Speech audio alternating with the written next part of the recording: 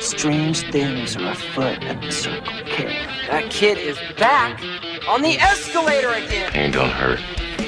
Is my boomstick! Game over, man. It's game over. Welcome to the Bargain Bin. He is your host, Ben Mason. And he is your co-host, Sandra Luketic. And today we're talking 2002's ICU, or D-Tox, depending where you are. As always, we assume if you're listening to this episode, you have already seen the movie, which I have numerous times. Sandra, what's your history with this film? I didn't know it existed until last week, and I had a heck of a time finding it based on the dual names. Yeah, I don't think anybody else knows this movie exists except for us and the people who acted in it. I'm sure the directors and producers had some idea. Maybe a writer in there too. Like, you never know. The director was Jim Gillespie, who did I Know What You Did Last Summer. So we've covered his work before. I was going to say that. I knew that one. And it's based on a novel by Howard Swindle called Jitter Joint. And I honestly think that's a much better name for this movie than either ICU or D-Tox. Yeah. Like going into the movie, I had no idea what it was about, right? Like you had mentioned the kind of dual name thing, but like watching the movie, I'm like, neither really works. No, and they're both really stupid. Yeah. This movie was destined to fail. I mean, let's not kid ourselves.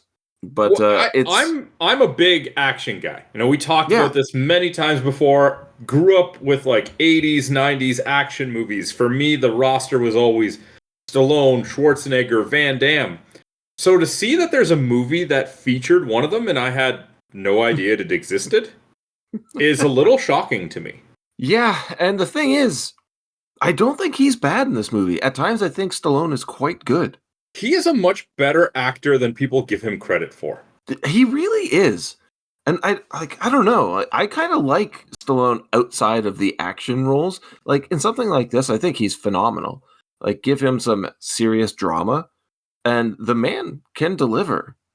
Like, I think putting him only in action films it cheapens his ability. Can you name another decent, like, either comedy or drama that Stallone's in? Sure, they're going to have action to some extent, but where action's not the main point of his character?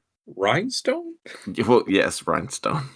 I would say, honestly, I'd say Rocky, but sure. In all honesty, I do picture Rocky as an action movie. I know that there is a lot of, like, emotion in it. There is a story there. It is very well masked, but I always felt like it was an action movie. Like I jokingly said Rhinestone because I just couldn't think of another one off the top of my head. But like, there's always an action element. Like we talked about it with Tulsa King a lot. Yeah, the way that they did that show, they filmed a lot of the scenes in a way to mask his age and his kind of limitations now when it comes to his physical abilities. And while it comes off as an action movie. TV show, what you're really watching it for is his acting, his relationships, the emotion. He is very good in it, even if it is quote unquote action. Yeah, I always look at the Rocky movies as sports films, but like the first one and then Rocky Balboa, as like prime examples of fantastic character acting. Everyone looks at First Blood as an action film, and for the most part, yeah, it's an action thriller. But his breakdown at the very end of that movie is some of the best acting I've ever seen in my life. So that's just it, right? Like, I think it does it a disservice to almost try and separate the good acting from the action movies, because Stallone proves that even within an action movie and you know, sports action, I kind of blend the two fairly similar together, doesn't mean that there isn't strong emotions and good acting in it as well. Yeah, it's like you ask me who the big three action stars are, and I'll say Stallone, Van Damme, and Arnold. Yeah? Of course, yeah. Name a movie where Arnold has shown decent character acting. That's exactly. It's a tough one. Van Damme. I can think of one moment in JCVD, but that's not an action film. And then you go to Stallone, and you have multiple things to choose from. Like, he is a I can't believe I'm going to say this, he can be a very good actor. Yeah, absolutely. And then we have ICU. So let's just kind of hop into that one. Sounds good. So we open on a 911 call by a man with a disguised voice saying things like, "I'm tired of the way things are as opposed to the way things should be," which already sums up the movie perfectly. I love how they keep his motivations so vague. It's like the way they should be. Okay. What are you referring to? And what how should they be? What are these things? Right? Like, think of something like, hey, this was a guy who was previously convicted of a crime that he was innocent of, and the judicial system let him down, or something. Or like you just say, I'm tired of the way things are. What things? Like the price of postage stamps? Like, we don't know. Advertisements on television? The opening is just, it's so muddled. And honestly, a lot of this movie is too. Ranting about natural selection and whatnot. But we do get shots of newspaper clippings detailing murders. This sets us up for the actions of a deranged killer. Did you find this effective at all? Not really. But my expectations of just like newspaper clippings and news reports at the beginning of a movie are pretty tame, because what do you really get in the first 2 minutes? Yeah. Well, here, nothing. Yeah. And I hated to say, like, we built Stallone up real big at the beginning of this episode. But here we cut to his overacting as FBI agent Jake Malloy, who's buying an engagement ring for his soon-to-be fiancée, Mary. It's a bad scene. It's a real bad scene. It is maybe one of the worst scenes in the movie. Simply because I think the movie is carried by Stallone's acting, and this is probably the worst instance of it. So I watched this scene and I'm like, how bad is this gonna be? Luckily, not that bad. But you did not start with your best foot forward. I honestly thought as soon as we hit this scene that you were just going to be like, oh, shit, this is going to be terrible. That is what went through my mind when I watched it. I will say, it got better after that. But, come on, like, he's trying to buy a wedding ring to marry Mary. Yeah, I thought about that too. But forget all of that, because we immediately jump to Malloy drinking with police officer friends, which seems dumb to me. Because when you buy the engagement ring, like in any other film, you immediately go to like proposing to the love of your life. But instead, he goes to drinking with other police officers. And we learn that this killer that's out there is targeting cops, but there's no pattern to it. Why? Why is he targeting cops? Because he wants it to be the way things should be and not the way they are. Exactly. I guess. Now I get it. Yeah, there you go. And Malloy being like, all right, I have to go see Mary, and then just changes his mind. His friends goad him into just staying and get like wasted. This is our hero for the movie, by the way.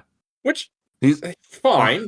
Maybe you weren't going to propose at this time, and obviously the wedding ring store would not be open that late, but it does feel a little disjointed. It does. And disrespectful, too. Yeah. Like, you honestly didn't even need that ring buying thing. You could have literally had somebody at the party be like, oh, hey, did you go buy the ring? And be like, yeah, I'm going to pop the question, whatever, like, it just doesn't need to be this way. I mean, at times Stallone is hard enough to understand. Can you imagine him wasted? Well, he doesn't really get wasted, so that's I good. know. Or but he does. Is he just always wasted? Always wasted. No. One day we find out he sobers up and he just talks like us. Yeah, you find out this is actually part documentary and they were filming in rehab. They're trying to send him a subtle hint. You need to go to D-Tox. And that's a story too. I was reading in trivia where originally the movie was called D-Tox, and a lot of the actors getting off planes at the airport, they're looking for the sign for the production so they know where to go. And they were really embarrassed because there's just one guy holding up a sign that says D-Tox, and everyone, like, they all thought, they're like, oh god, anybody who recognized me thinks I'm going to rehab. TMC's picking this up right away. Yeah.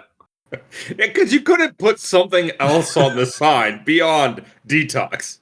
Well, the thing is, most productions will come up with fake names. So just to keep the production itself secret. Exactly. Hence the whole Star Wars Blue Harvest thing when they were shipping the film. There you go. But Malloy eventually gets home to see Mary passed out on the couch. Not after seeing like the very nice dinner and like setup that she had for him. Yeah. I love that Mary, played by Dina Meyer from the last film we covered, has police tape that just says police line do not cross draped all around her. I thought that was absolutely hilarious. So I'm assuming, like, we're to assume she did that after he didn't come home on time. Exactly. Now, I find it interesting, because you think about it, and it's like, okay, it's an interesting shot to walk in and she's asleep with the tape around her. But, like, there was a period of time before she fell asleep. Yep. So, was she just sitting there on the couch with tape around her, waiting to nod off? I didn't consider that, but more than likely, yes. My brain goes to weird places. This relationship seems forced at best. Do you agree? Oh, yeah. Yeah, there's It's no... like neither knew that the other had been cast in the role. Yeah. I don't think I can handle this relationship for the whole movie. Yeah, well, you're in luck. Interesting way to say it, but yeah. One of Malloy's drinking buddies is dropped off at home and is promptly murdered. What are your thoughts on the style of execution? I get the idea, but the execution of the drill through the eye hole is so poorly done. Because I'm watching it and I'm like, he's like, because it cuts to a shot like above so you can see the drill bit and stuff like that. And I'm like, it doesn't even look like he's close enough. No. And I don't know. I'm not a tools expert. Like, can it go that quickly through all of that? I don't know. I don't know. I've never seen anyone do that before. Yeah, it's just weird. But I'm drawing a blank here. Maybe you remember. So the guy gets a drill bit through the eye, through the peephole of the door. Yep. Does the guy then just break through the door? Because he gets shot in the back. Yeah, I think he just tears the door down after that. Why wouldn't you just tear the door down? I mean, the element of surprise. It's quite the surprise, I guess. He's already down on the ground with an eye taken out. Like, it definitely gives you another advantage. I don't know. But if you can tell that the guy's looking through the peephole, just shoot him through the door. Well, but he's clearly deranged, and he needs to send a message by getting people's eyes, because that is very closely connected to his motivation. I hate eyeballs. They're not what they used to be. You see me, which is the dumbest part of this movie, I think. I'd say one of the better parts of the movie is this, because Malloy goes to the crime scene, and we meet Agent Hendricks, played by Charles Dutton. We last touched on Dutton, I think, in Surviving the Game. Yes. And he was very good in that. I think he's even better in this. He's fantastic in this. Yeah. The positioning of the body is pretty messed up. And we don't see anything this sadistic in the rest of the film, I don't think. Because this officer is hogtied and suspended from the ceiling with a police baton shoved down his throat. Yeah. I mean, there's some close stuff with Mary, even like the final kill, but this is definitely the worst that you're going to see. Yeah, but everybody else, this person just, like, takes their eye and hangs them, or just hangs them. This is overkill, in my opinion. And I don't know why we get that. Because this is a cop, right? Other victims we see, like Mary, are not cops. And by hog-tying him, he's letting us know that cops are pigs. You know, that's actually kind of clever. I never really thought about that. Yeah, it's probably I really with this movie, though. I don't know. Like, I think you might have picked up on something there that we all missed out on. And by we all, I mean me. The killer calls the crime scene and toys with Malloy, threatening his partner, Mary. So, is this a revenge plot? Why is he not doing this with other people? I have a real problem with this scene that's about to follow. Okay. Because I need to know what sort of time has lapsed between this phone call and when Stallone gets home. But please go on. Well, it sounds like he has minutes, right? Because they're even saying, like, keep the call going or whatever, this and that. But Stallone, like, gets to his house seemingly as fast as possible, but she's already hung. The killer's already gone. Like, it's just it feels like it goes way too quick for what the killer actually does. Yeah. Yep, I agree. Going back to motive. So apparently this guy was killing sex workers and Malloy was hunting him and he took offense to this. So he flipped the switch and now he's hunting the people who were hunting him. Yep. So, but we already knew this. So why are they telling us again? Clarifying the motive? Fair enough. As you said, Mary didn't make it. No. Hanged from the living room ceiling, eye bored out with a drill. And he seemingly did this in minutes. Mm-hmm. The movie is not perfect, Sandro. No, no, it's not. A young cop bursts on the scene, telling everybody that they have the killer trapped. Sure. Yeah. Anybody else would think, all right, this movie's almost over. Cut to an old factory. Police everywhere were told the killer was dressed in SWAT gear, covered in blood, and just opened fire when confronted. I wish we saw that scene, because that sounds incredibly intense. Yeah, yeah. Where did he get the SWAT gear? Costumes. Yeah. But when Malloy... Halloween. Spirit of Halloween. Malloy arrives on the scene, and my question is, who let him go? He shouldn't have even left Mary's house. It's a very dangerous and a major conflict of interest. Like, this guy is on the verge of snapping, and they just let him do his thing. So yeah. I'm just going to chalk this up to Hollywood, right? At the same time, do you want to be the guy who tries to stop him? If I'm Charles S. Dutton, I would try and stop him, yeah. Okay. I'd be like, I'm not getting in the way of that, man. It's Malloy, and he's drunk. Let him do what he's going to do. Yeah. How is he the only one who can track the killer on the site? Because he went to the roof to be sad, and then caught him through a window. Like, happenstance is what they seem to make it look like. Yeah. Decent use of frenetic camera work, though, where like Malloy's like running down the hallway. I thought actually having the camera like running behind him, it looked really good. There are some really, really good elements of this movie. The camera work's fantastic, and some of the scenic shots later on are just stunning for me. But we get this cat and mouse shootout, which ends up in the killer's lair, and you see all of his like police, SWAT, FBI gear. What did you think about this being the killer's base? I didn't buy it for a second. See, me neither. Why not? It really feels like something that should be heading into the realm of like the supernatural. Yeah. Especially like the way he disappears in the next room. It's just like, is this movie something different? It like, I don't know. It's weird. That's just it. Yeah. And like, we're a few minutes, I would say like almost 20 minutes into this movie. And on my first viewing, I'm still thinking like, what is this? Where are we going with this?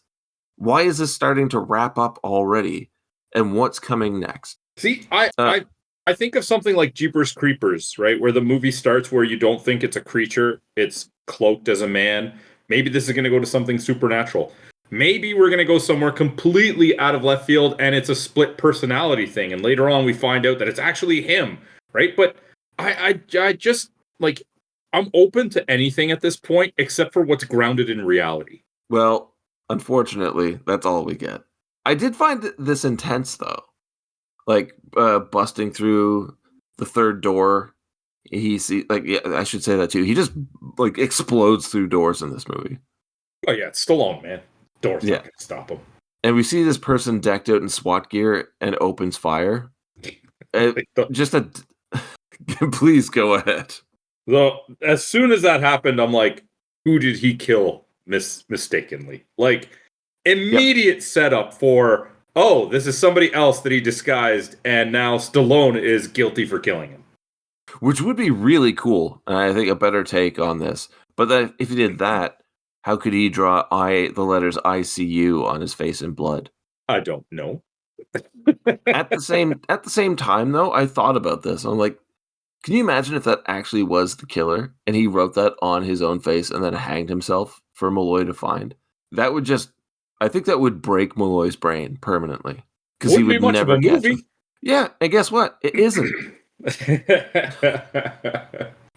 It's like honestly, like I get it. It makes sense for the Malloy character, but I think it is genuinely a slap in the face of the audience because we know that's not the killer, even though they kind of play it up that way. I believe. Yeah, 25 minutes into the movie, it's not going to be the killer. Yeah. Do you think they could have gone about this in a better way? Like your idea of just being like him killing another cop. Would it be cheaper if that didn't happen and he burst through the room and the killer was just gone and he immediately straight up failed? I think that would have added to him becoming a raging alcoholic. Maybe. I guess it depends on how it's written. But honestly, like if it was, say, like the split personality thing, and then we find out that Stallone actually put that guy there and then shot him, then it would just like it would allow for that to make a little bit more sense too, right? Mm-hmm. So that's the first 20 minutes of this movie. Yeah. Then we get the 3 months later card. I hate these. We don't need those first 20 minutes because this, in my opinion, is where the movie actually starts. And I feel like everything that's happened up to this could have been explained in a few lines of dialogue. Yep. Yeah, sure could. Could have been just in a transport vehicle to the destination. Or even like, well, this is the bar scene, remember? Where Hendricks meets up with Malloy. This could have been part of the conversation. And if this is the start of the movie and we have that conversation between the two, that's a holy shit moment. Like, what has this guy gone through? I think and then you could reveal a little bit of this stuff in flashbacks even. Exactly, because we get flashbacks throughout the movie, and they're all horrible. Like I don't know if you remember the I think there's 3 or 4 where he just has flashes of like Mary. Like, yeah, we know Mary's dead. Like, it's so unimpactful when we have no connection to their relationship at all. It's like, okay, show me flashbacks. I don't care about this person. You've done nothing to make me care about this person. But at the same time, in this scene, I feel like they do a fair amount of the setup. Like Jake completely wasted. Hendricks trying to be as good of a friend as he can, telling him about an experimental rehab facility. But this one is designed for police officers and run by a former police officer, which I think is a great idea. And then we just keep getting Malloy's sob story. Do you think they focus way too much on Malloy just being sad? Yeah, it's overkill. It goes up until the point where it doesn't matter anymore, but he hasn't dealt with it at all. And they just stop. Drank for 3 months. True. But even as the movie progresses, the flashbacks just stop. And I have a major problem with the very end scene of this movie. Okie dokie. But Malloy's sulking hard, talking about how Mary would still be alive if they had never met. And yeah. I really want to know what would happen if this scene went bad. Because Hendricks scolds him and puts his gun on the table, basically telling Malloy to kill himself, and Hendricks will pick up the tab. What if he did? Charles S. Dutton's just standing there. Oh, that backfired. How much shit would he be in? He egged on a suicidal agent with PTSD and then gave him his gun. Oh, I didn't even think about that. But as is, Malloy just fires it into the ceiling of the bar and walks out. And even that is a shitload of paperwork for Hendricks. I find it hilarious, too, because he fires it off into the air almost like to prove that he would do it. I guess. But it's like, you're a cop. We know you can fire a gun. At that point, like, let's just go full in on this one. He fires it in the ceiling. Hendricks is like, you missed. Or the bartender's like, there's apartments up there. He fires in the ceiling. You just hear a scream from upstairs. But again, like, the acting here is good. Stallone does a really good job. It's good acting that's just out of place and unnecessary. Yeah, completely. What do you think about Malloy going back to his old house? I don't need it. As soon as this conversation takes place, just send him to the D-Tox center. Why are we wasting our time right now? See, I disagree. I think this scene's very important. Okay. and where the flashbacks actually have weight to them. Because amid those flashbacks, he slits his wrists and waits to die.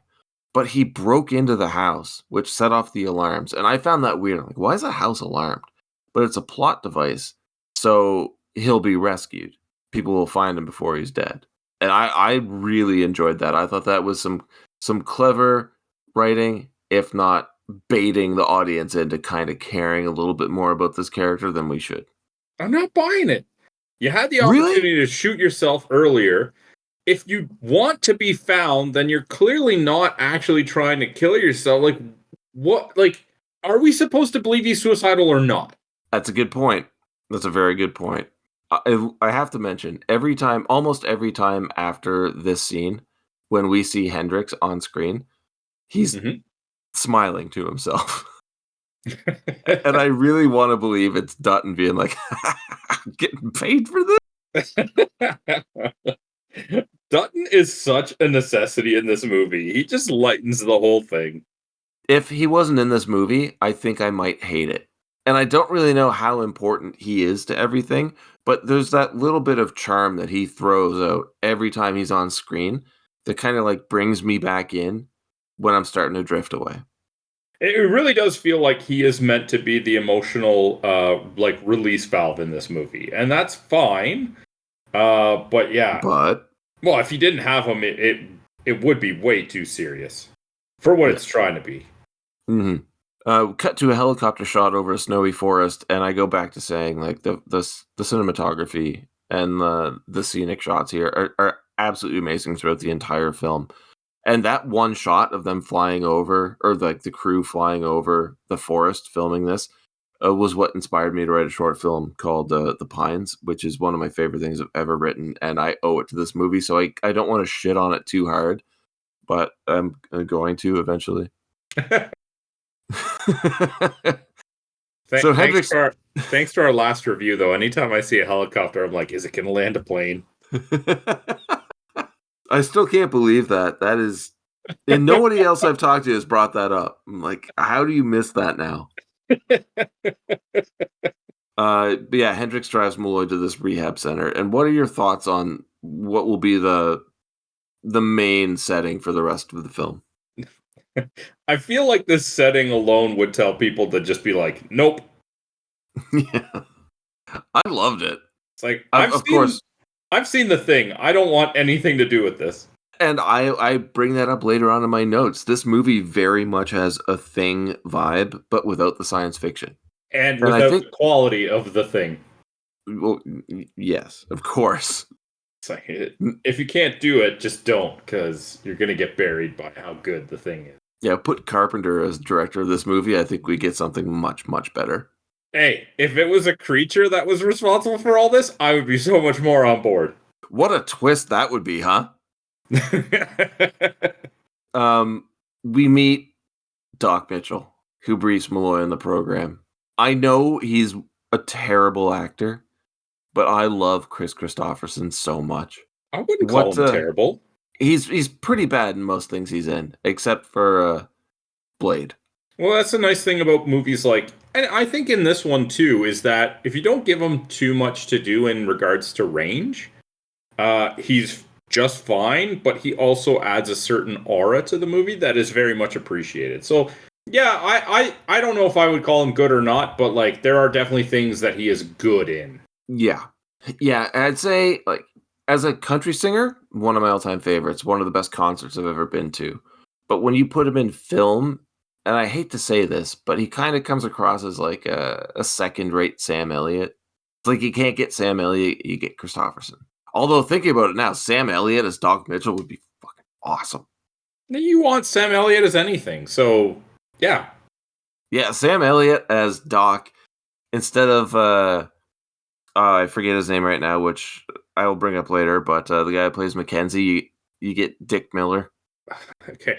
How is it that in the back of my mind, when you were saying that, and I even said, oh, you always want him in the movie, the second thought that came to my mind was, like, you always want a Dick Miller cameo. Like, who doesn't?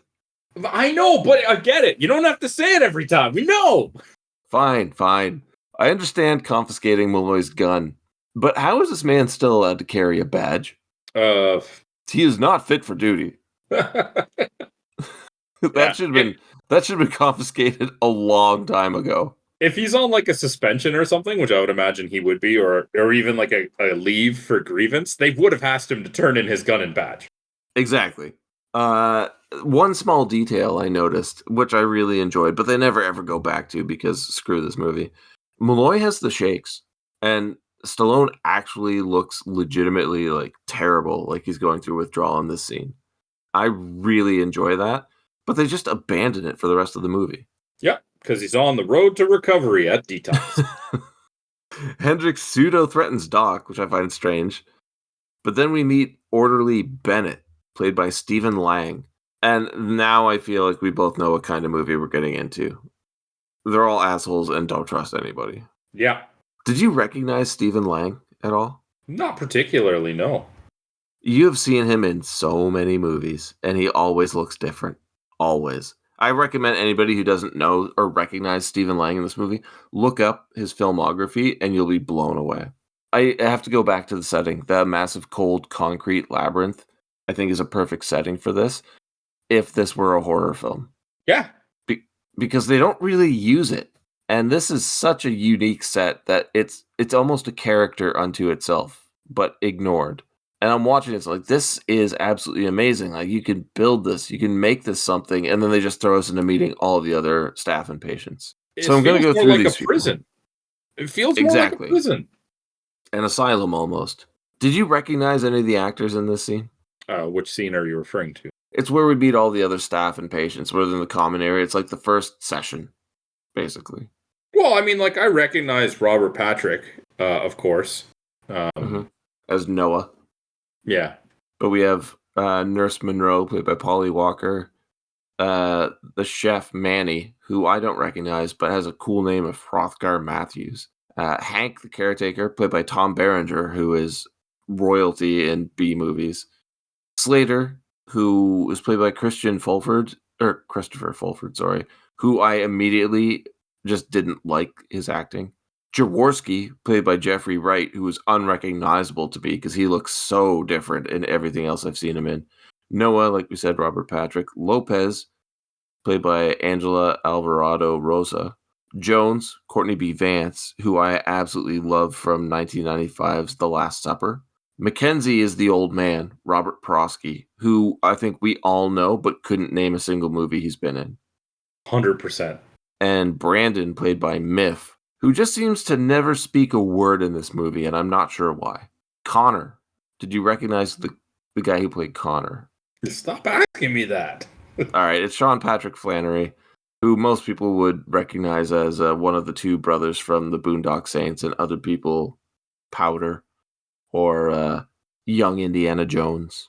I would say the most horrific story yet for somebody dealing with PTSD. I don't know why he's in D-Tox, because he responded to a school bombing where he found the bodies of 21 preschoolers.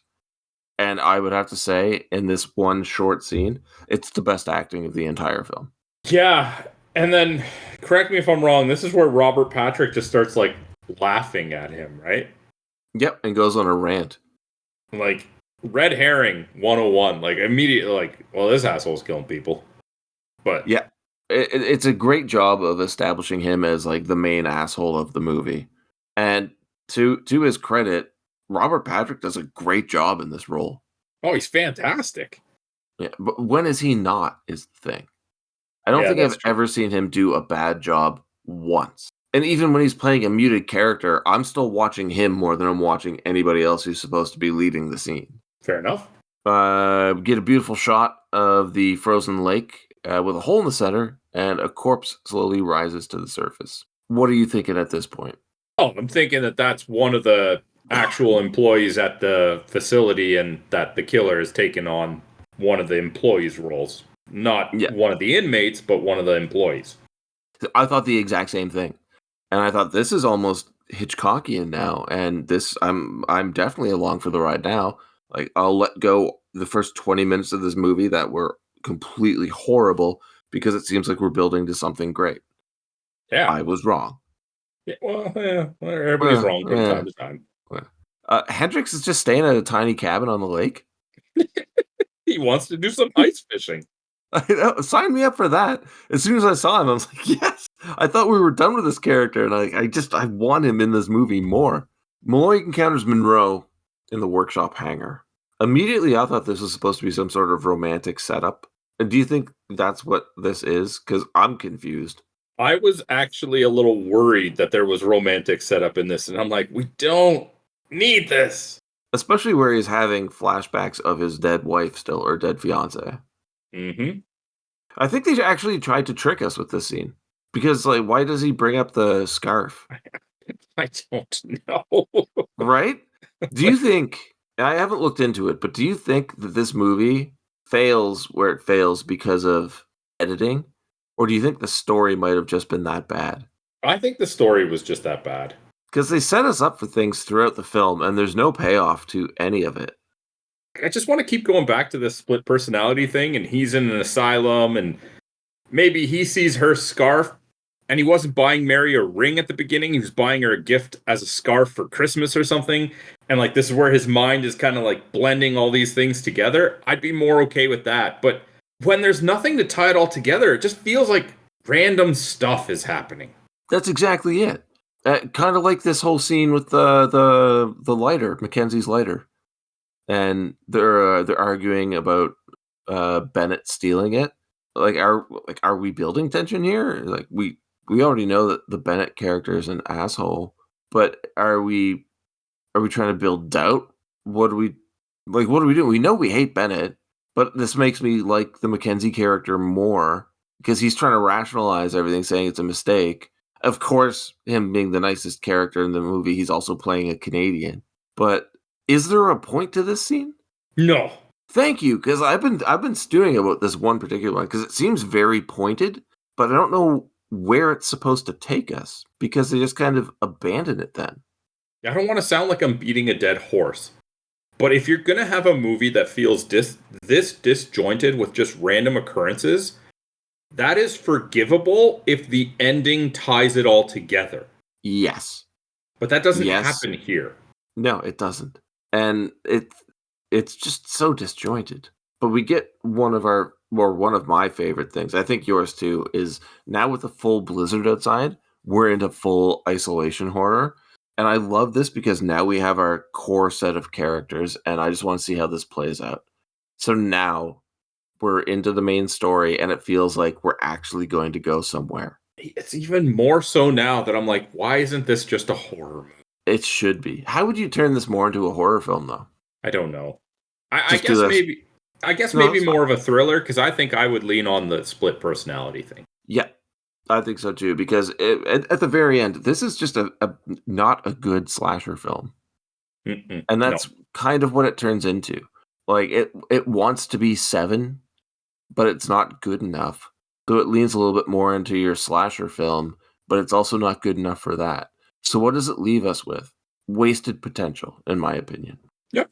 Monroe finds Connor's body, an apparent suicide by OD, and it's a complete waste of Flannery's talent. It was really sad to see that character gone so quickly. And while I'm lamenting over the fact that this could have been a great character, they throw in the whole, the blizzard knocked out the phone line trope. So there's no connection to the outside. Like, well, you know where we see that trope? Horror movies. Very true. I'm actually starting to like this movie less the more we talk about it. I mean, honestly, that does happen a lot when we start discussing things. When they break the news to the group about Connor's death, Noah just rips on Mackenzie out of nowhere, making the old man cry. It's like Noah's like, who's going to be next? I'm going to push this guy to the edge. And I feel really bad because this one scene actually made me pretty emotional. I felt so bad for Mackenzie. And they make him the most sympathetic character in the movie. Of course, the whole thing with the lighter. And I guess this kind of ties into it, even though it's a different character ripping on him. Like, what did he do to anybody? Like, let him be right now. Like, he's... It's just like the sweet old man. And they're all just kicking him while he's down. Yeah. Pushing the Thing vibes even harder though. So I'm struggling to hang on to it here. Weeks has a seizure, assumed to be caused by drinking while on a specific drug. And then Doc demands everyone turn in their belts and shoelaces. And my note says, I never got this. People will find a way if that's what they want to do. And that's actually voiced later in the movie. Nah, it's very effective. Nobody else finds a way. And it's so dark. I'm so frustrated. And I think the editors know this would happen to viewers because they throw us another scene with Hendrix where he goes to the local bar, tackle shop, arcade, convenience store, coffee shop, ammo and gun store to use the phone. Oh, he's in the town from Bats. Yeah. Yes, exactly. But no luck. Because the phones are down. Yeah. So he's going to go ice fishing. It's sure. Let's just go with it. Heart to heart between Malloy and Mackenzie, which is awesome but goes nowhere, so why include it? Good brief chat between Malloy and Slater in the common area. Have you figured it out yet? To me, it's very apparent now. The encounter with Bennett and Hank is an obvious misdirect, even though they just ham-fisted us with Slater in the previous shot. Do you think they're doing a good job with tension so far? No. Yeah. It's like they're all over the place. Well, they're like, Connor's dead. He's the only one. And they're already treating it like a murder mystery. Like, wait until maybe like there's another body before we hit that one, before we tap that vein. The next morning, Hank does the rounds trying to wake everyone up and discovers Brandon's body, another apparent suicide, and Bennett's missing now, and Doc orders a lockdown. How is he? They took away the belts and shoelaces, though. How could he possibly have done it? It's like he found a way. It's so dumb. Yep.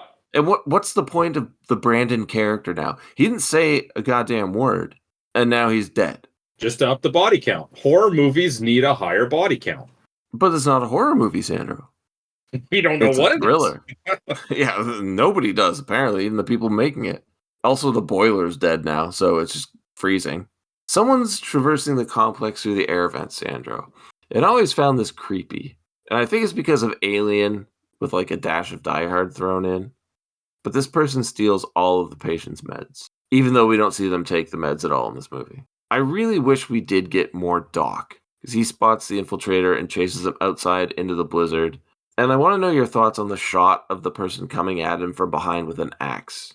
This is the thing. This is the thing. Running out into the snow, chasing a shadowy figure. It's... But the thing, we don't actually see him die here. No, you can't see them die when they're being assimilated. Exactly. Is very much the thing.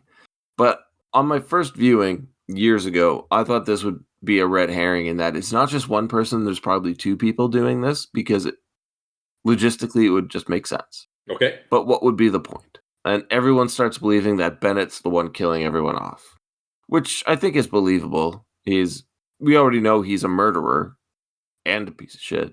For some reason, Monroe stands up for him. Why? I don't know. Because Monroe's smarter than the rest, and he knows it's not him. Jaworski sees Doc outside, but Doc's in a snowbank with an axe in his head. They bust the safe and hand guns out to everyone. Why would you do that? You're arming the potential culprit. You Exactly. don't know exactly who it is, but you might have just handed them a gun. Yeah, exactly. And I'm with you, man. Like, this movie's getting worse the more we talk about it. Hendrix finds the body at the lake, supposedly somebody who was scheduled to be at the rehab program. At this point, have you picked a potential killer? No, I actually will admit that I was off on the killer for quite a while. I find when you have a cast like this filled with people that you recognize, and then you have one guy and you're like, who's that? It's probably that guy. I was right. Okay, fair enough. Malloy discovers all the patient files are missing, and then outside, Gilbert goes missing. Manny and Hank wreck their truck. Now, I have a problem with Malloy and Monroe hearing the horn go off somehow, because they're way too far away, and in the blowing snow, there's no way they would hear that. That is the least of your concerns, sir. Yeah, you're right. Manny finds Bennett's body hanging from a tree and then has his throat slashed. Where's all this rope coming from? The tackle shop arcade cafe bar. But so we're led to believe that this person has killed Bennett, and this is a massive tree he's hanging from. Mm-hmm. You're not throwing rope over that branch. You just can't. It's also in a blizzard.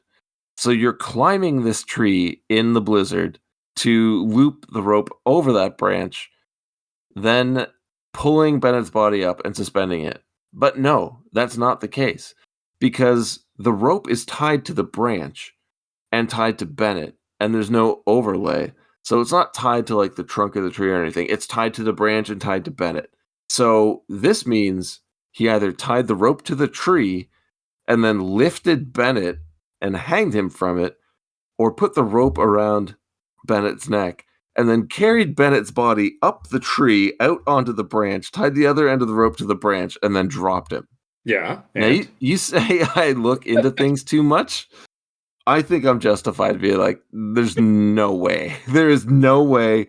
Now you're just slapping me in the face, movie. Oh.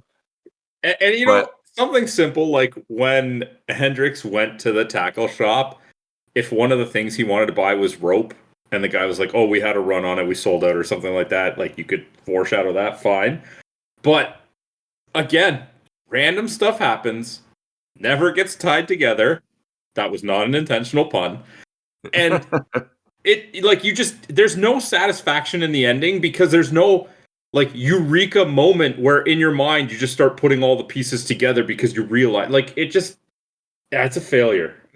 What I think would have been great is we get rid of the first shit 20 minutes of the movie, and it starts with Hendrix driving Malloy up to the rehab center. And then as we start seeing Hendrix, who we already love because he's smiling and he's joking the whole time, have him be the killer. Oh, that would be so good. Can you imagine, like, he's out ice fishing and he sees the hole, he goes over and, like, the body's just floating there and he's like, whoa, and just, like, pushes it back under and slides it under the ice. See, I disagree, though. I mean, that would be better than what we got, but I don't think it would be as good as he ends up being the unknowing protagonist who stops Sylvester Stallone when he realizes that it's a split personality. I could see that being a much more realistic filmmaking take, but I think that's... It's definitely better than what we get, but I don't think I'd be as fulfilled by that story element. Well, because you didn't see the whole movie that as I've written it. Okay. Again, man, we should really do like an episode where we take some of the movies that we've covered and just talk about how we would have made them better, because we do it for a lot of these episodes, and it comes out being much better than the final product. I was going to say, don't I already do that? Yeah. So we should grab a couple and just sit down and hash out what would have made it a better movie. And we'll do like 3 or something. I think it'd be fun. But that's for a talk for a different time. Sure. Anything to avoid continuing to talk about this one. Yeah, right. Malloy heads out, also finds Bennett. But then Gilbert shows up. So he just wandered out of the truck into the snow, I guess. Monroe and Slater are talking. And then there's banging at the door, and they open it, and it's Jaworski. When did he go outside? I have no idea. I went back and couldn't find it. This is where I started to think that he might be the killer, because he says, I think he says Noah sent me to go check outside or something like that. Yeah. And we didn't get a scene where that actually happened. And I'm like, oh, he's making up stories now, and maybe this is a bit of a reveal that he's the killer. So I was definitely wrong on that one. I'll admit it, but it would have made a little more sense, I guess. Well, I think that's what they're trying to get us to believe, but they're going really cheap with the whodunit angle here and just setting things up. And the whole Jaworski character, I'm completely confused by, and his backstory is odd. The way he acts is odd. The way they use him in the movie is odd, and it gets worse for this character. But like, what's happening here just doesn't make sense. And I think they've set it up so we really have no ability to figure out what's happening. And I don't think it's because it's good storytelling. I think it's because they realize that this is just not a great story, and they don't want us to figure out what's actually going on because they don't fully know, or they know it's just a really cheap story. It really feels like they took a bunch of different writers and told them, write the story as if this person is the killer, and then put the first act of each of those stories into here. This is where I have to remind you that the book is called Jitter Joint. I'm just saying that's what this feels like. But I'm saying jitter is exactly what I'm getting here, because it's all over the place with no direction. Okay. And with the frustration that we both feel right now, they take it one step further and kill Mackenzie. Poor old man gets electrocuted. I don't Honestly, see why. If the point of the movie was to make me feel bad for a character, you finally did it. Because this was the one guy that I was like, oh, not him. Yeah, the one guy who's getting better and actively trying to get better, who we both love, just gets beaten down like they're hitting a puppy, kicking a puppy through the entire movie, and then partway through they just kill it. Assholes. The only thing that I think would have made it, I guess, better or worse as a matter of perspective, but impactful from a movie standpoint, is, he has that conversation with Stallone where he says, like, he's got nothing kind of thing. And it almost serves as a warning to Stallone to, like, not let life pass him by without having something to hold on to or whatever. Great point. If in that scene, he was just, like, a picture of, like, his grandkid. He's like, this is all I got. I got to get better to get back for them. And then when he died, then I would have just broken my heart. I would have snapped this DVD in half. Then I would have been like, okay, movie, you got me. Yeah. I see you, movie. Oh. Malloy finds the letters I see you written under the eyelid of Connor. Who thinks to check there? Who thinks to do that? Another great point. Lou Keddick running away with this one. It's like if you're going to have a calling card, it has to call to people. Like, putting it in a place where it might never be seen defeats the point. Can you imagine at the end, he's like, did you see what I wrote under Connor's an eyelid? She's like, no. It's like, oh, shit. It'd be even funnier if it was like, I did it to all the victims. And he's like, oh. Just disappointment on his face. I didn't look under any of their eyelids. Look, under Connor's eyelid. It says intensive care unit. What do you think it means? Must have been asking for help. Get me to the ICU. Immediately, Malloy gets knocked out by Hank and thrown in Slater's room. And Hank just lets everyone else out of the common area that Malloy had locked them all in. They jump to a lot of conclusion for former police officers. They're just like, yep, it was him. No need to further investigate this. Let's all drop our guard now. None of you are here because of your PTSD or dependency issues. You're all here because you're terrible cops. And another scene of everyone turning on each other. But why are they just turning on each other? They just captured the culprit. Right? Again, kind of overplaying this dynamic. So you clearly don't think it was just him. I don't know. I don't know, Sandro. In Slater's room, Malloy by the minute finds a matchbook from the bar at the film's opening. Okay, so it's Slater. My least favorite option, but the one I called early on. So this is a point where everybody should say together, right? You know, safety in numbers. Well, now when you actually know who it is or think you know who it is, don't turn your back on anyone. Still, like... Yeah. And no one finds it weird when Hank says he has to go fix the heater, but he's not going to go alone. Nobody else is there, except for Slater's like, I'm in. No, okay, that was way too quick. Anybody but Slater. I'll go down there with anybody but this guy. But Noah joins them, which I find odd, because normally all he does is rip on people and take a backseat. He never, ever does anything proactive. No, he's all bark, no bite. Mm-hmm. Malloy escapes and tells everyone that Slater's the killer, and they believe him. Could you imagine if he was wrong, though? Could you imagine if they didn't believe him? Yeah. They all got their guns. He gets out, and he's like, oh, I figured out who did. Bam, bam, bam.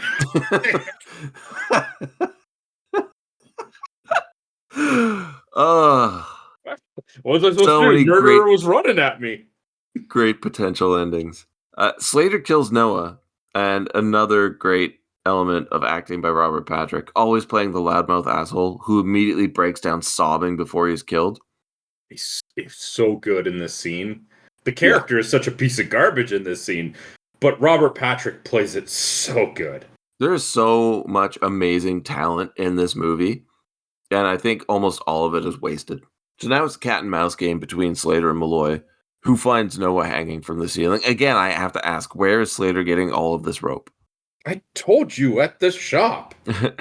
Slater tracks Monroe to the hangar.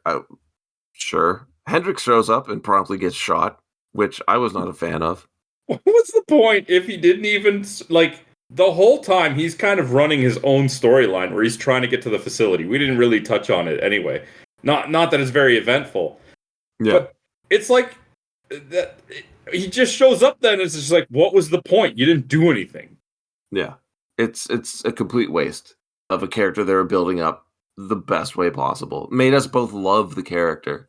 It's like that episode of The Simpsons Treehouse of Horror with the Shining fake like episode, and Willie just keeps getting an axe in the back, and he's just like, oh, I'm bad at this. It's like, yeah, you're not actually helping. You're not doing anything. What did you think of Jaworski's death? I was actually fine with it. I didn't like this character. No? No, I was just happy he was gone. I don't remember seeing him die, is the thing. Oh, I thought you meant just the idea that he was dead. Did we see it? No. Oh. So we'll continue with this here. Malloy shoots Slater, and the two fight, and holy knife through the forearm. I thought that part was cool. I don't understand how Malloy can still kick the shit out of Slater with a knife in his arm like that. Because he's tough. But it has to be, I guess. But what do you think of the method which Malloy kills Slater? A little, what was it, Universal Soldier-ish? Very, very. That's exactly what I thought of. But impaling him twice, I thought was pretty good. He like pushes him, and then he pulls him off and lifts him over his head with his stabbed arm, and then throws him on it. It's just like, all right. Again, overkill. But I have to commend this movie on one thing, Sandro. Oh, no, you don't. Multiple times, multiple times, I've asked you, where did he get the rope? The amount of rope hanging from the ceiling in this hangar is insane. There's just bundles of it everywhere, and they don't use it to kill Slater, which I thought was just a wasted opportunity. I think it's only you that was fascinated with the rope element, dude. Yeah, probably, but still. Most of the people who saw it would be like, why did he kill him with the rope? Let me have this win. All right, okay, all right. Hendricks, Monroe, and Malloy walk off as Malloy leaves Mary's engagement ring hanging on a tree. Why? Why? Why? Have you now just released your connection to her? You no longer care about your dead fiance or potential fiance? And the last bit of memory you have of her, the last physical element you have of her, you're going to leave at probably the most traumatic sight in your entire life. Wouldn't it be hilarious if, like, the authorities got there, saw all the dead bodies, and were like, oh, we need a clue. What's this ring? Yeah. Just cuts to Malloy in prison. But here we roll credits, end of movie, and again, I ask you, what happened to Jaworski? Oh, no. Well, he's just locked in the facility? Nah, he's dead somewhere. It has to be. But I don't remember them touching on it at all. I don't remember it, but I feel like he died. I don't think he did. Oh, man. All right. Yeah. Cool. Yeah. That's what a paradox. All right. Cool. All right. Yeah. Let's get into some numbers for this movie. Sounds great. How much do you think this budget was? When did it come out again? 2002. Okay. I mean, it had been shelved for a while. You're probably paying the actors a decent amount of money. Because, I mean, there are some big names, like you said, wasted in this movie, but there are big names. It is mainly one location, too. 30 million? 55. No! Yeah. Okay. Maybe the salaries were a lot higher than I thought. I think so. Rope doesn't come cheap, Ben. Do you know how many drill bits they went through? 2. Yeah, exactly. How much do you think it made? This is probably why no one's ever heard of it. I'm just gonna go with 30 again because I can't imagine it made money. I've never heard of it. 6.4. Yeah, it made just over 10% of its budget. Wow. Over to ratings, IMDb out of 10. What do you think viewers are giving it? 5.2. 5.3. Getting better at the IMDb ones. Yeah, much better than Rotten Tomatoes. Over there, percentage of positive reviews by the critics on the tomato meter? 37. 18. Oof. What do you think the percentage of positive reviews from the audience were? 21. 28. Oh, not well liked over on Rotten Tomatoes. No, I'm starting to get the idea that this was not a well-received movie. Well, with that, let's pop into the awards here because I'm very, very curious. I think we can agree on one of the four, but yeah. Okay, so who did you have for your least favorite character? Slater. Undeniably Slater. It's just a lackluster character and an even worse villain. I felt like it could have been so much better if they tacked that onto someone else. Can you imagine if it was like Noah the whole time? We're like, oh my god, it was the most obvious character this entire time, and it's never the obvious one. But then Slater, who has almost no lines, who's just there the entire time, who they set up a couple of times as being like, yeah, this is your killer, but you don't know who he is. You're like, meh. I didn't like the character. I honestly, I feel bad saying this. I didn't really care for the actor either. But yeah, that's my least favorite character. Who was yours?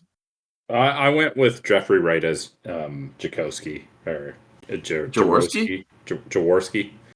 Really? I did not like this character at all. I did not like the performance. I didn't like the mannerisms, the dialect. Like, I just did not like this character. It's understandable. He definitely stands out as the oddball. And I have to say, when I first saw this 23 years ago, I hated his character. But for some reason now, I kind of found it somewhat endearing. I'm not sure why. I easily see why this would be everybody's least favorite, though. Fair enough. And I think we can agree on favorite character. Charles S. Dutton as Hendrix. Oh, yeah. Yeah. I don't think we need to say any more than that. Like, no, man, like, every time he's on screen, he stole the show. Yeah, absolutely. What did you have for your favorite or most memorable line? It was favorite, not memorable. Not a lot about this movie is memorable. But it's between Jenny Monroe, like Nurse Monroe, and Malloy, when Monroe says, "We all have demons, but I stopped believing in monsters when I was 12." And Malloy just pipes up, "That's because you haven't met any. Don't be naive, Jenny." It's like, ooh.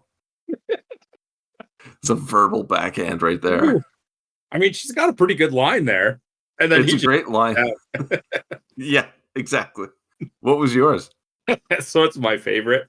And it's deluxe cabin my ass. This Hendrix just goes off to his cabin, and then the next time we see him, the cabin's on fire. He stands. He's so good. He doesn't. It's like deluxe cabin my ass, but it's like I don't think anything of the cabin resulted in it being on fire other than you. Oh, it's so good. Which that character is so interesting, man, because he starts off as this major authority figure who's frowning and yelling all the time, and then after Malloy tries to kill himself, this guy's just laughing his ass off the entire time. Oh, all right, memorable scene. Not my favorite, but I went with memorable, the final kill, because the whole time I was just like, man, this is such overkill. Yeah. I thought you were going to say, man, I wish I was watching Universal Soldier right now. Fair enough, but like, I guess the first like impaling of it would have been like Universal Soldier. The toss after is just like, watch me one up it. Yeah, yeah. This was a tough one for me because I didn't find any of the scenes that memorable or favorite, but what I did enjoy, like when I think of this movie, the first thing I think of is the set. So anytime you see like one of the common area shots, the set is so amazing that like I love it. I just kind of wish more things happened in there. So when they start having that accusatory round, I'm gonna go with that because I wanted to see more of it. That set is a character unto itself, and I wish they had used it more. So when we do get little glimpses of that one specific set, it just kind of latches onto my brain. Okay, can't argue with that. Yeah. So what are your final thoughts on ICU/D-Tox? I think that 60% of this movie is pretty good, and the rest is a garbled mess of filmmaking. As we've already said, you can remove the first 20 minutes of this and have a somewhat decent, concise thriller. The editing is terrible. The killer's motive is awful. I think they wasted Dina Meyer. I think they should have cast her as Monroe instead of Mary. And I really do think this could have made a better miniseries than a film. Just let the characters breathe a bit more, because I really wanted to know more about everyone's backstory, and I wanted to see them interact more. But they tacked on this stupid 20-minute opening that they didn't have time to do that for the rest of the film. I think there's something really good buried here, but they just rush past all of its potential and end up delivering what I think you and I can agree is a very weak finale. So I'd recommend it to film fans because I think they would see what I see in it, but I can't recommend this movie to any casual film viewer. It's a rough one, but I personally still I find a lot in it that I do like. What are your final thoughts? I agree with you in that there's like 60% of this movie has good stuff in it. I think that the biggest issue is that the ending, and there's nothing that really ties it together to improve the movie viewing experience. So when you're watching that 60%, it's like, hey, this isn't too bad. And then in hindsight, when you finish the movie, you're like, oh, well, it wasn't that good either because it didn't mean anything. So this is a non-recommend for me, just because like they did not stick the landing, and that just really does a disservice to any of the performances, the acting, the scenes that take place before it. I cannot disagree with anything you've said. You nailed it. I like the potential, but I hate the delivery. The end result is not what I wanted, and it could have been so much better. I'm glad that you watched it, though. I'm actually really happy that you didn't know about it or hadn't seen it before, because it's nice to hear someone's take on a movie, like a fresh take on a movie they're completely unfamiliar with. It should have been good. It should have been really good. You look at the star power, it's fantastic. The story has some interesting elements, but all in all, it fails, and it sucks. Yeah. All right. So those are our thoughts on ICU. If you'd like to share your thoughts with us, you can hit us up on social media. We are on Twitter at BSBargain, Facebook.com/BSBargain, and of course the YouTube comments is always available if you want to leave them like something there. Ben. Yo. What are we watching next week? We're going to avoid this snowy, barren wasteland. And I need something warmer, something a little bit more summery, because we are approaching June very quickly. So I decided not to just pick a movie, but pick a franchise and let you choose which one in the franchise we're doing. So I am picking the franchise Friday the 13th, and you need to pick 1 through 3D. 12. All right? So next week we'll be talking 1982's Friday the 13th 3D.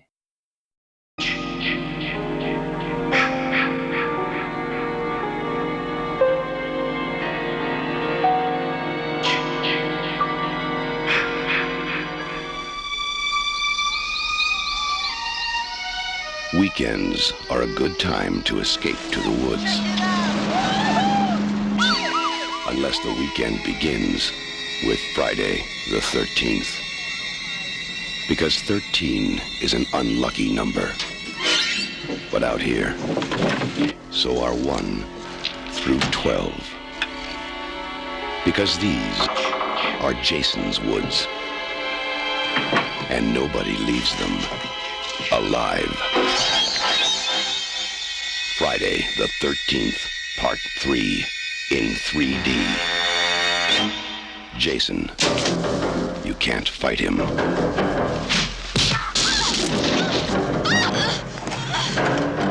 You can't stop him. And now, can't even keep him on the screen. Friday the 13th, Part 3 in 3D. Now, when it comes to killing in Jason's woods, Jason will come to you. Friday the 13th, Part 3 in 3D. A new dimension in terror. It will scare you.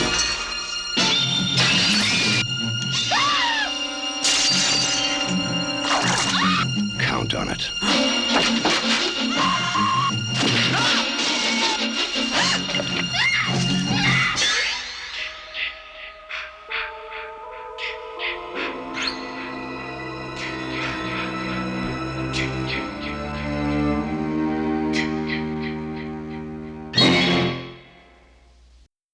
Until next time, have a good one. All the best.